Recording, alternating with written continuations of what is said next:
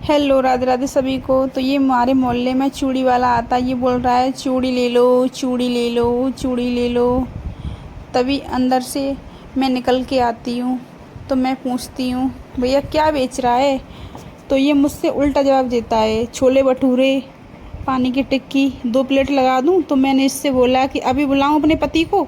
तो ये कह रहा है, नहीं नहीं बहन जी, मैं चूड़ी बेच रहा हूँ, आ जाओ ले लीजिए, आपको जैसी चाहिए वैसी चूड़ियाँ ले लीजिए। तो मैं इससे कह रही हूँ कि तू उल्टा क्यों बात कर रहा है, एक दूंगी।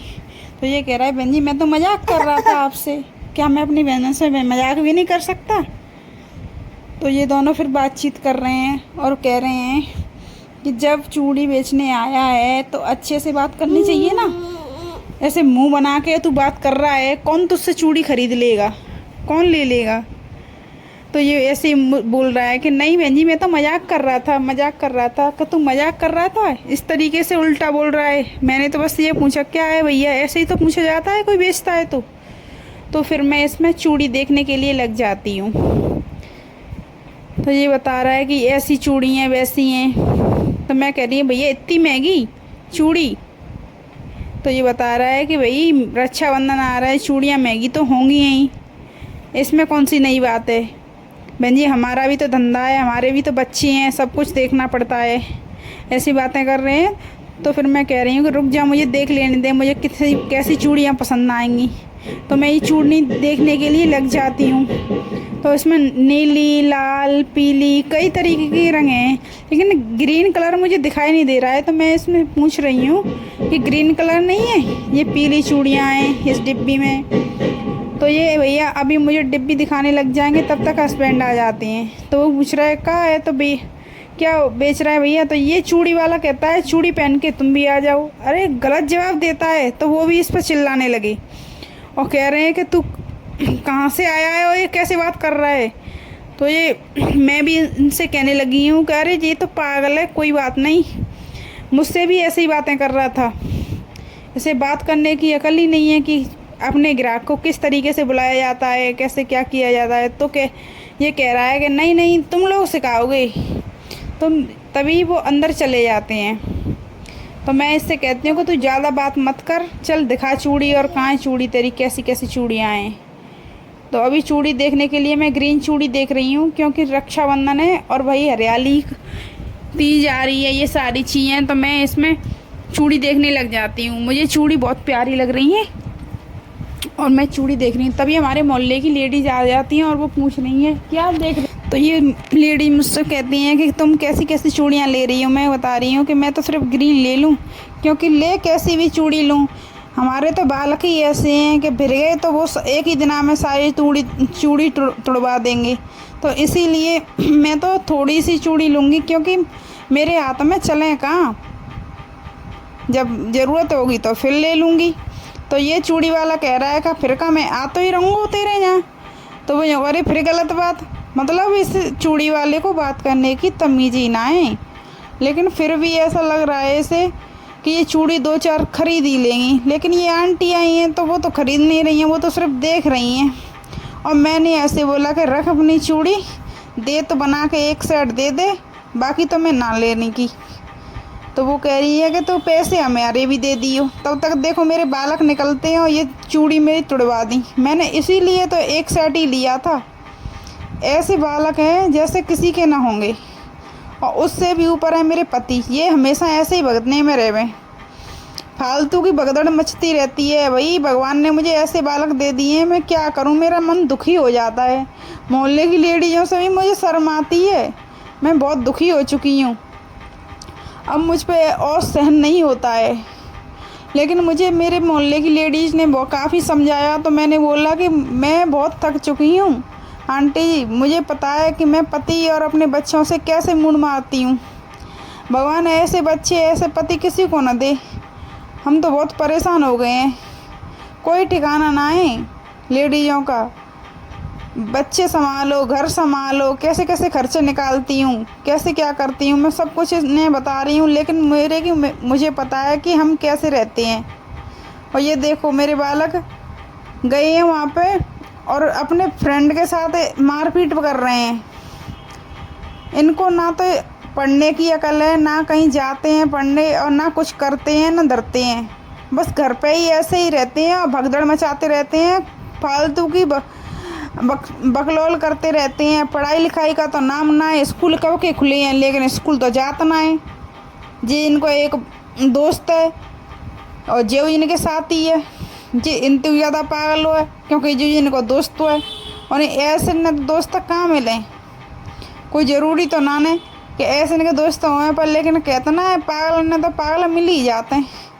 तो ऐसे ये आप उसमें अपनी सेटिंग बना रहे हैं और कह रहे हैं कि चल माँ चलेंगे जहाँ चलेंगे, इन्हें ये ना पता कि मेरा कितना नुकसान करके आए हैं। और दोनों के दोनों भाई बच्चा मुझे तो एक जैसे दे दें भगवान ने। और मेरे की ना आंटी जी, मेरे को ही पता है कि मैं कैसे इनके साथ रह रही हूँ, कैसे इन अपना जीवन निकाल रही हूँ, क्योंकि ऐसे बच्चे अभी से कोई पढ़ाई लिखाई का नाम नहीं है, कोई चीज़ नहीं है, ऐसे बच्चे भगवान किसी को न दे। बहुत ही ज़्यादा परेशान करके रख दिया है इन्होंने, लेकिन ये कभी ना मूड मारने से कभी ये पीछे ना हटता, एक जैसे हैं। अगर कोई इनके आगे आ जाओ फिर देखो। तो ये शाम हो चुकी है और मैं इंतज़ार कर रही हूँ अभी, ना तो इनके पिता आए और ना ही बच्चे। पिता देखो अंदर बैठे बात कर रहे हैं और ये कह रहे हैं कि कहाँ जा रही है, तो मैं इन्हें बता रही हूँ कि मैं गीतन में जा रही हूँ बगल में, तो ये कब तक आवेगी। तो मैं इनसे कह रही हूँ कि मैं बता नहीं सकती, समय भी लग सकता है। तो वही ऐसे कौन सा काम है कि तो समय लग जाएगा। अरे भाई लेडीज के गाने बजाने होते हैं तो समय तो लगता ही है, जेंट्स लोग समझते तो है नहीं, आदमी लोग अन्य तो बस अपनी पड़ी रहती है। जब जाओ तो बता के जाओ, आओ तो सारी चीज़ें, तब भी लेडीजन से ऐसे कह में कि ठलुआ पने में डोलें। जब काम ना हो तो हम लोग काय को ऐसे सोचतो हर समय ने बता के जावे, इतना मूड मारे, लेकिन हमें ना देखो जावे तब भी घर में वैसे ही चलती रहे। और ये हमारे मोहल्ले के सरपंच जी हैं जो इनसे बातचीत कर रहे हैं, और ये तो अपने हमेशा हुक्के में ही जमा रहे में, हुक्का पीते रहे में, मौज करते रहे में। इन्हें कोई ना बालकन की फिक्र आते और ना ही इन्हें घर की फिक्र। सारी फिक्र करनी है वो मुझे ही करनी है, घर को भी देखूं, बाल बच्चन ने भी देखूं, इनको भी देखूं, गृहस्थी को खर्चा भी देखूं, सारी चीज़ें देखूं, लेकिन मुँह से अब ना सहना होती। अंधेरा हो गया है और मैं अब जा रही हूँ गाने बजानों में। ये हमारे मोहल्ले की लेडी हैं, वो मेरे साथ ही जा रही हैं। इन्होंने मुझसे बोला था कि साथ ही चलेंगे, तो साथ ही जा रहे हैं हम लोग। लेकिन मैं अपने पति से झूठ बोल के आई थी, क्योंकि मैं किसी बाबा के पास जा रही हूँ। मैं अपने बच्चों को और अपने पति को ना तो मेरी बात मानते हैं और ना ही मुझे समझते हैं, ना ही घर में चीज़ों को करते हैं अच्छे से। और ये मेरे बच्चों मुझे देख लेंगे जाते हुए। ये मृदुल और दोनों भाई हैं जो इन लड़कों के साथ घूम रहे थे रात में, ये दोनों मुझे देख लेंगे और ये कह रहे हैं कि मम्मी कहाँ जा रही हैं। तो लेकिन मैं सबसे चुपके से आई हूँ और मैं बाबा के पास जा रही हूँ। बाबा को सारी अपनी परेशानी बतानी है जाके, और सब कुछ उनका हल वो ही कर सकते हैं। बाबा अच्छे से निवारण कर सकते हैं मेरी सारी परेशानियों का। तो ये बाबा हैं मावा महाकाल, ये सब कुछ निवारण करेंगे सारी परेशानियों का। लेकिन मैंने अपने मोहल्ले की लेडीज़ को बताई थी अपनी परेशानी, तो उन्होंने मुझे इन बाबा के बारे में बताया और मुझे यहाँ अपने साथ लेकर आई हैं। तो बाबा जी अपने इस समय फुल ध्यान में हैं और वो अपने तंत्र मंत्र किए जा रहे हैं। वो कह रहे हैं कि बच्ची तेरे सारे दुखों का निवारण मैं आज कर दूँगा, कोई ऐसी परेशानी नहीं रहेगी कि तेरे जीवन में जो तुझे परेशान करेगी। और ये मेरे साथ मेरे मोहल्ले की लेडीज़ हैं, वो भी मुझसे यही कह रही हैं कि बाबा बहुत अच्छे हैं और सारी चीज़ें अच्छे से सब कुछ निवारण कर देंगे। तो मैं बाबा से कहती हूँ कि बाबा मैं बहुत परेशान हूँ, मेरी परेशानी सुनीजिए।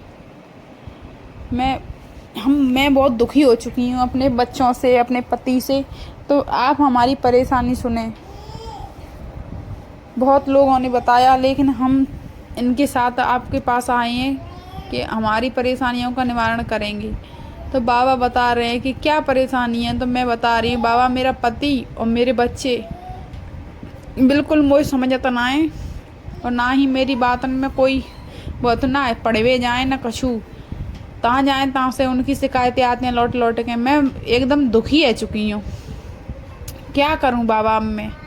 तो बाबा कहते हैं कि घबरा मत बच्ची, मैं सब संभाल लूँगा। तो मैं बाबा से कहती हूँ बाबा मैं दुखन्ने काटो। बाबा कह रहे हैं कि सब अच्छे से होगा। ये बता रही हैं कि आज सब कुछ निवारण कर ही देंगे। तो मैं बाबा से कह रही हूँ बाबा आज मुझे फ्री कर दो, मैं आपका भंडारा करूँगी आपके नाम को। तो ये लोग सुन लेते हैं कि मम्मी तो यूँ आई हैं, मुझे देख रही हैं कि ये तो कोई बाबा के पास आई हैं। लेकिन मैं तो यहाँ से चुपके से आई थी, किसी को बता के भी नहीं आई थी। लेकिन ऐसा क्या पता था कि ऐसा हो जाएगा। मेरे बच्चे मुझे देख लेते हैं और मेरी सारी बातें सुन रहे हैं। मैं बाबा को अपने दुखों को बता रही हूँ सारे कि बाबा ये ऐसे हैं ऐसे हैं। और बाबा अपने तंत्र क्रिया से देख रहे हैं कि कैसे क्या हो सकता है। तो वो सारे दुखों का निवारण किए जा रहे हैं।